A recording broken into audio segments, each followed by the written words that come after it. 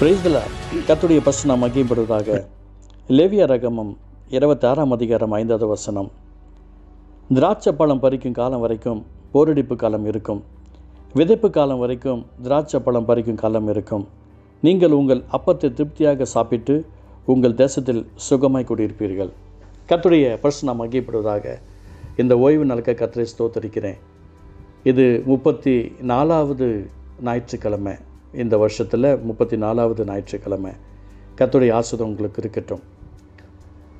நாம் ஆசீர்வாதமாக இருக்க வேண்டும் என்பது தேவ சித்தமாக இருக்கிறதுனால நமக்கு வேதத்திலிருந்து அநேக வார்த்தைகளை நம்மை கொடுத்து பலப்படுத்திக்கிட்டே இருக்கிறார். ஓய்வு நாளை கை கொள்ளுகிறவர்கள் யாராக இருந்தாலும் ஆட்டோமேட்டிக்காக அவர்களுடைய வாழ்க்கையின் ஆசீர்வாதங்கள் வந்துடும். சிலர் ஓய்வு நாளில் 2 மணி நேரம் 3 மணி நேரம் அவ்வளோ மாட்டம் கொடுத்துட்டு அதுக்கப்புறம் அவங்க போயிடுவாங்க. என்னை ஆசீர்வதிக்கவே இல்லை, நான் கஷ்டத்தில் இருக்கிறேன், வேதனையில் இருக்கிறேன்னு சொல்லி புலம்பிக்கிட்டு இருப்பாங்க.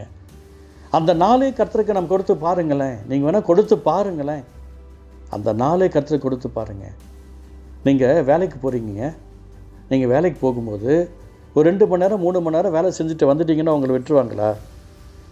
அந்த ஆசை உங்களுக்கு வந்து சேருன்னு நினைக்கிறீங்களா? கண்டிப்பாக வராது. ஏன்? அவ்வளோ நேரம் நம்ம உட்காரணும். அதே போல் ஆண்டவர் சமூகத்தில் நம்ம 1 மணி நேரம் 2 மணி நேரம் டைம் பாஸ் பண்ணிவிட்டு எனக்கு அந்த ஆசீர்வாதத்தை கொடுங்கன்னு சொன்னால் எப்படி கற்றுக் கொடுப்பார்? இன்றைக்கி அவர் வாக்கு பண்ணியிருக்கிறார். திராட்சை பழம் பறிக்கும் காலம் வரைக்கும் போரடிப்பு காலம் இருக்கும், விதைப்பு காலம் வரைக்கும் திராட்சை பழம் பறிக்கும் காலம் இருக்கும். நீங்கள் உங்கள் அப்பத்தை திருப்தியாக சாப்பிட்டு உங்கள் தேசத்தில் சுகமாய் குடியிருப்பீர்கள்.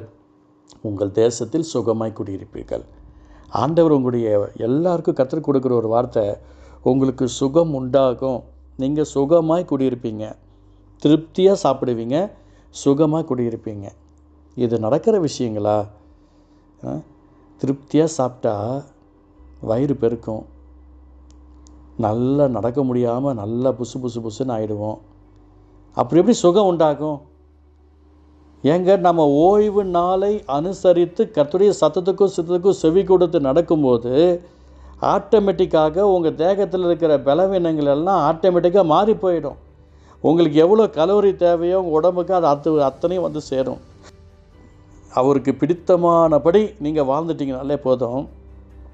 நீங்கள் இருக்கிற தேசத்தில், இருக்கிற ஊரில், இருக்கிற ஸ்டேட்டில், இருக்கிற டிஸ்ட்ரிக்டில், இருக்கிற ஸ்கூலில், இருக்கிற காலேஜில், இருக்கிற வேலை ஸ்தலத்தில், இருக்கிற பிஸ்னஸில் நீங்கள் சுகமாக குடியிருப்பீங்க.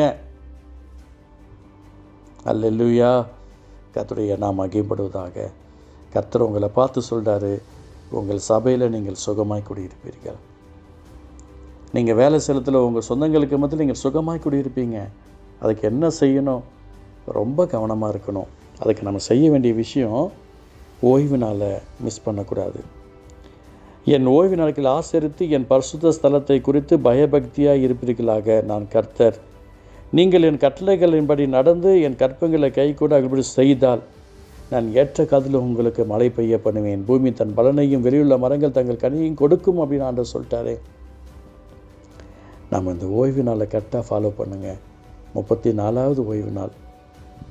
இப்போ எங்கே பார்த்தாலும் பத்திரிக்கை எடுத்து வந்து கொடுத்து வச்சுருப்பாங்க.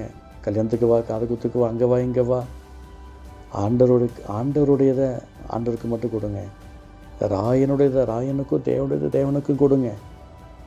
உங்களை பற்றி அவங்களுக்கு தெரிஞ்சு வச்சிருக்கணும். இது ஓய்வு நாள். இவங்க பயங்கர ஸ்ட்ராங்காக சர்ச்சுக்கு தான் போவாங்க. இது ஆண்டவருடைய நேரத்தில் இவங்க ஆண்டவருக்கு மட்டும் தான் நேரத்தை செலவு பண்ணுவாங்க. இவங்க வணங்குற தெய்வம் ஜீவனுள்ள தெய்வம். பயந்து பயபக்தியாக இருப்பாங்க.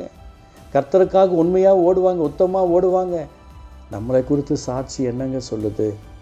எனக்கு பிரியமானவர்களே, உங்கள் தேசத்தில் சுகமாய் குடியிருப்பீர்கள், சுகமாய் குடியிருப்பீர்கள். கர்த்தருடைய அந்த அன்பான ஆசீர்வாதம் உங்களை நிரப்பும் நான் விசுவாசிக்கிறேன். நீங்கள் நல்லா இருக்கணும். அல்லேலூயா. எவ்வளோ பெரிய ஒரு ஆசீர்வாதம் பாருங்களேன். உங்கள் தேசத்தில் சுகமாய் குடியிருப்பீர்கள். எனக்கு ஒரு குடும்பத்தை தெரியும். அவங்க ஓய்வு நாளில் வரமாட்டாங்க. அவங்க வேலைக்கு போகிறவங்க. அவங்க வேலைக்கு போயிட்டு சனிக்கிழமை டபுள் டியூட்டி வாங்கிக்குவாங்க. சனிக்கிழமை அவங்களுக்கு டியூட்டி வாங்கிட்டு ஞாயிற்றுக்கிழமை காலையில் நைட் டியூட்டியும் சேர்த்து பார்த்துட்டு சனிக்கிழமை நைட்டும் டியூட்டி பார்த்துட்டு ஞாயிற்றுக்கிழமை காலையில் வந்து நல்லா தூங்குவாங்க. திங்கக்கிழமையும் தூங்குவாங்க. 2 நாள் நல்லா ரெஸ்ட் எடுத்துட்டேன், அதுக்கப்புறம் வருவாங்க. கர்த்தர் சில வேதனைகளை அனுமதிச்சிட்டார். அவங்களால நிம்மதியை பார்க்க முடியாது, சந்தோஷத்தை பார்க்க முடியாது. கர்த்தர் அவங்களுக்கு ஒரு பெரிய போஸ்டிங்கை கொடுத்து, ஓய்வு நாள் உனக்கு லீவு, ஓய்வு நாளில் நீ வீட்டில் சபைக்கு போ என்று சொல்லியும் இவங்க எனக்கு வேணும், எனக்கு ரெஸ்ட் வேணும் அப்படின்னு சொல்லி கேட்டு அவங்க வேலைக்கு சனிக்கிழமையே 2 டியூட்டி பார்த்து, ஞாயிற்றுக்கிழமானா திங்கக்கிழமானா அவங்க நல்லா ரெஸ்ட் எடுத்துக்குவாங்க. அவங்க காணிக்கை கொடுத்தாங்க தான், தசம்பாகம் கொடுத்தாங்க தான். ஆனால் தேவனோ அவங்களுக்கு சுகத்தை கொடுக்கவில்லை, அற்புதத்தை கொடுக்கவில்லை, அதிசயத்தை கொடுக்கவில்லை. ஸ்டில் நவ் ஒரு சபிக்கப்பட்ட ஒரு குடும்பமாக இந்த குடும்பம் இருந்துக்கிட்டு இருக்குது. எனக்கு தெரியும். கர்த்தருடைய நாமத்தை மகிமைப்படுத்த சொல்ல விரும்புகிறேன். உங்களுக்கு முன்னாடி எத்தனையோ பேர் அப்படி இருக்கிறாங்க, உங்களுக்கு நிறைய பேரை தெரியும். எனக்கு பிரியமானவர்களே, மிகுந்த கவனமாக இருக்கணும், மிகுந்த கவனமாக இருக்கணும். சிலர் ஏதாவது ஒரு சர்ச்சில் போய்ட்டு மெசேஜ் அட்டன் பண்ணிக்கிட்டால் போதும், நமக்கு தேவை சண்டே சர்வீஸு அப்படின்னு நினச்சி ஊரில் சொந்தக்காரை பார்க்குறதுக்கு, ஒரு கல்யாணத்துக்கு போகிறதுக்கு, ஒரு காது குத்துக்கு போகிறதுக்கு, ஏதோ ஒரு ஃபங்க்ஷனுக்கு போகிறதுக்கு அவங்க நேராக அங்கே லோக்கலில் ஏதாவது ஒரு சர்ச் இருந்துச்சுன்னா அந்த சர்ச்சு நான் அட்டன் பண்ணிடுறேன், நமக்கு தேவை சர்ச்சு தானே, இவங்களாவே ஒரு சத்தியத்தை உருவாக்கிக்கிறாங்க. நான் நிறைய பேர்கிட்ட கேட்டிருக்கிறேன், என் அன்பு சகோதரனே சகோதரியே, எத்தனையோ நீ கவர்மெண்ட் ஸ்டாஃபை தானே இருக்கிற, வேறு ஸ்கூலில் போயிட்டு உங்களால் கவர்மெண்ட் டீச்சராக ஒர்க் பண்ண முடியுமா? வேறு ஆஃபீஸில் போயிட்டு கவர்மெண்ட் ஸ்டாஃபாக நீங்கள் போய் உங்களால் உள்ள நுழைய அலோவ் பண்ணுவாங்களா? அதே மாதிரி தான் நீங்கள் எங்கே இருக்கணுமோ அங்கே இருந்தால் மட்டும்தான் அதோடைய ஆசீர்வாதத்தை பார்க்க முடியும். நீங்களாக ஒன்று நியமிச்சுக்கிட்டு போயிட்டு வர்றது நல்லதே கிடையாது. நிறைய பேர் அந்த சுகத்தை இழந்து தடுமாறி கொண்டு இருக்கிறாங்க. என் அன்பு பிள்ளைகளே, உங்கள் தேசத்தில் சுகமாய் குடியிருக்கணும் அப்படின்னு சொன்னால் அவருடைய வசனத்தை கை கொள்ளுங்க, அவருடைய நாமத்தை மகிமைப்படுத்துங்க, அவருக்காக வாழுங்க. அப்போ தான் சுகம் உண்டாகும். இல்லாட்டி தேவனால் அனுமதிக்கப்பட்ட சில பிரச்சனைகளும் வேதனைகளும் துன்பங்களும் துயர்களும் வியாதிகளும் நோய்களும் உங்களை ஆட்கொண்டு விடும், ஜெயிக்கவே முடியாது. Be careful. ஆண்டவர் அவைகள் உங்களோடு வரக்கூடாது என்பதற்காக தான் உங்கள் தேசத்தில் சுகமாய் குடியிருப்பீர்கள் என்று கர்த்தர் வாக்கு பண்ணியிருக்கிறார். மனம் திரும்புவோம்.